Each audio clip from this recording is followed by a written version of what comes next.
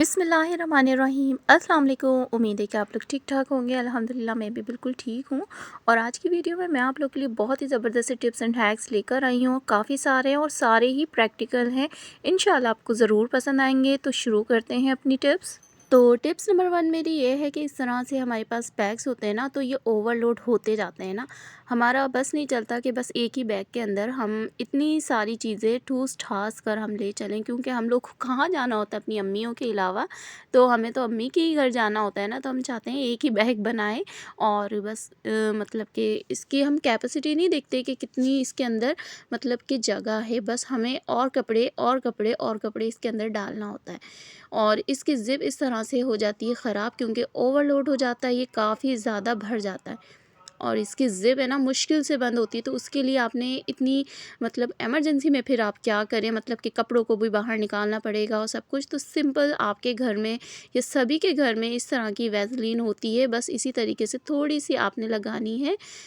या तो बंद करके लगा लें या फिर इस तरीके से दोनों साइड पर लगा लें। तो इससे ये होगा कि आपकी ज़िप फ़ौरन ही मतलब कि बंद हो जाया करेगी और खुल भी जाया करेगी। बिल्कुल भी परेशानी नहीं होगी। और इसकी एक बहुत ही बेहतरीन सी टिप को आगे इसी वीडियो में आपको देखने को मिलेगी, और ये है चिया सीड। और आजकल ज़्यादातर लोगों ने चिया सीड को अपनी डाइट में शामिल किया हुआ है, लेकिन इसको सोक करना हर किसी को नहीं आता है।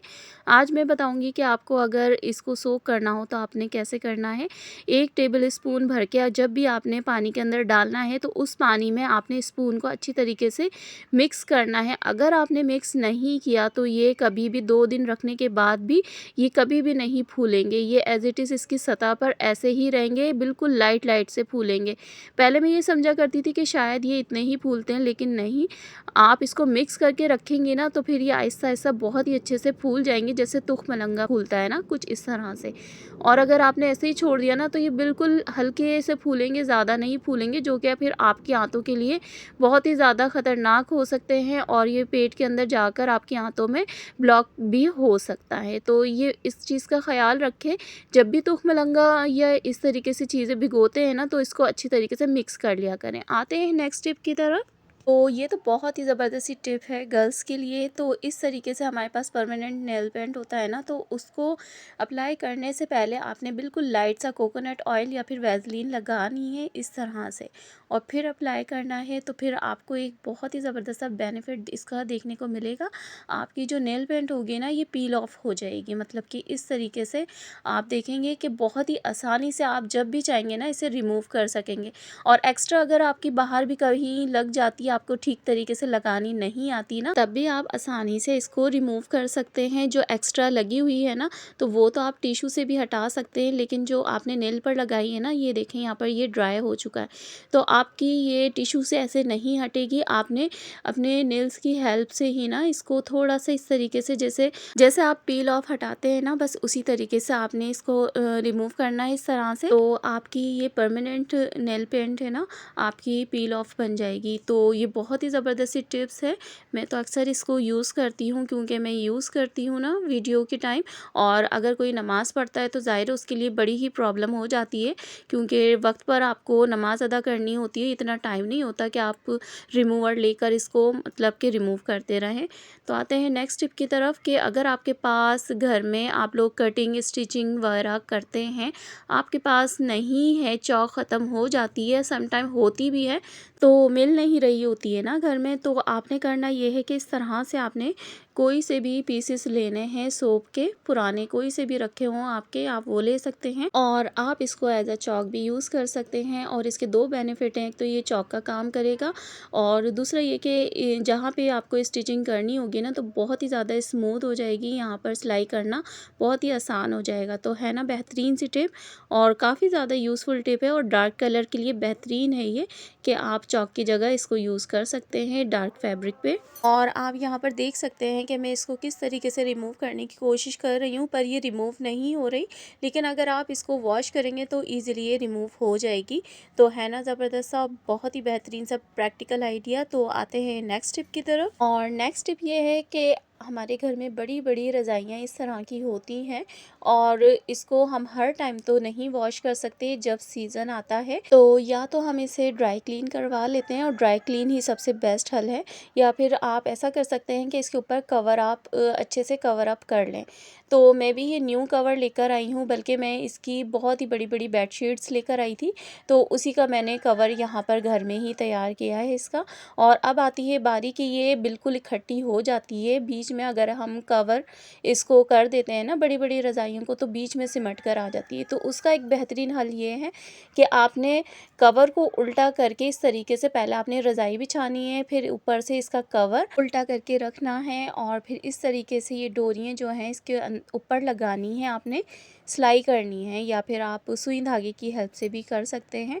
बराबर बराबर दोनों को इस तरीके से फिक्स करना है और फिर इसको हमने अच्छे से गिरा लगाना है, टाइट सीना सब में। इसका फ़ायदा ये होगा कि बीच में इकट्ठी नहीं होगी और आपने इसी तरीके से एक साइड को आपने खुला रखना है और एक साइड को खुला रख के आपने इसको पलटना है। फिर आपने ये करना है कि जब भी आपको वॉश करना होगा बहुत ही आसानी से, एक तो आप इसको वॉश कर सकते हैं, बिल्कुल भी ऐसा नहीं होगा स्टिचेस वगैरह लगाने हो या फिर खोलने हो, फिर उलझन आती है ना, फिर ये काम कोई भी नहीं करता कि इस तरीके से बार बार इसको मतलब वॉश करने के लिए खोलें और फिर स्टिचिंग वगैरह दोबारा लगाएं। तो ये बेहतरीन सा हल है और ये वाकई में वर्क करता है। और बहुत ज़्यादा बड़ी रज़ाई हो तो आप सेंटर में भी इसके मतलब स्टिचेस 2-4 लगा सकते हैं, वरना इसकी ज़्यादा नीड नहीं होगी। लेकिन छोटी रज़ाइयों के लिए बहुत ही ज़्यादा बेहतरीन है, जो एक इंसान की होती है ना इतनी बड़ी रज़ाई के लिए। और एक साइड पर आपने ज़िप लगानी है ताकि और भी ज़्यादा इजी हो जाए इसको खोलना और डोरियाँ लगाकर वापस इसको कवर अप करना। और नेक्स्ट टिप ये है कि जब भी हम अपने बैग्स को ओवरलोड कर लेते हो, ज़िप जो है अटकती है, फंसती है, तो अगर आप वैसलीन यूज़ नहीं करना चाहते या आपके पास नहीं है, तो इस तरह से सोप भी यूज़ कर सकते हैं, तो ईज़िली आपका ये काम हो सकता है और ये बहुत ही ज़्यादा स्मूथ हो जाएगी और बहुत ही अच्छे से ये मतलब बंद भी होगी और खुलेगी भी। तो है ना ज़बरदस्त आइडिया और काफ़ी ज़्यादा प्रैक्टिकल है ये भी, तो आप इसे भी यूज़ कर सकते हैं। और नेक्स्ट आइडिया ये है कि अगर आप एलोवेरा जेल चाहते हैं मार्केट जैसा और बिल्कुल थिक फॉर्म में चाहते हैं, तो आपको चाहिए कि ग्रीटर में इस तरीके से आप ग्रीट करें, तो बहुत ही अच्छा सा जेल इसका बहुत ही ज़्यादा थिक सा मिल जाएगा आपको मिक्सी वगैरह में। और किसी भी तरह की मशीनरी को यूज़ ना करते हुए भी आपको थिक फॉर्म में बहुत ही बेहतरीन सा इसका एलोवेरा जेल मिल जाएगा और थिक मिल जाएगा।